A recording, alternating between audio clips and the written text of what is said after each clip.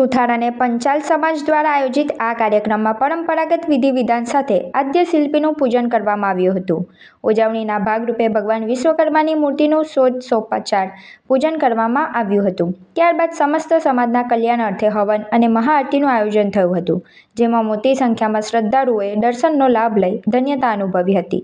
આ પ્રસંગે કારીગરોએ પોતાના ઓજારો અને સાધનોનું પૂજન કરી કૌશલ્યમાં વૃદ્ધિ થાય તેવી પ્રાર્થના કરી હતી.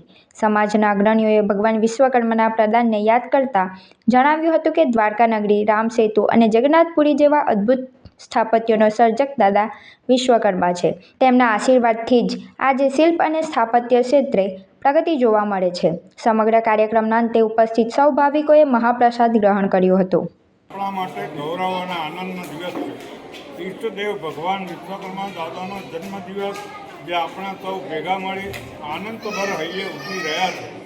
સમગ્ર જગતમાં રચાયેલા અને સૌ દેવોના પ્રથમ એન્જિનિયરનું બિરુદ પામનાર દાદાના આપણે સૌ દીકરા છે. આપણા સૌના મહોત્તરોએ પોતાના કપરા સમયમાં પણ પૂજ્ય દાદાની પૂજા અર્ચનાની શરૂઆત હવન દ્વારા કરી, જેનો લાભ આજે આપણે પણ લઈ રહ્યા છીએ. આજે તો દાદાનો પરિવાર સર્વાંગી રીતે સુખી અને સાધન સંપન્ન થઈ ખુલી ફાલી રહ્યો છે. આશા છે કે દાદાના આ ઋણને વાળવા આપણે દાદાની ભક્તિ કરતાં તેમની સેવામાં સર્વાંગી રીતે સહભાગી થઈએ અને દાદાનું ઋણ વાળી દઈએ. શ્રી દાદાની જય હો, જય હો, જય હો.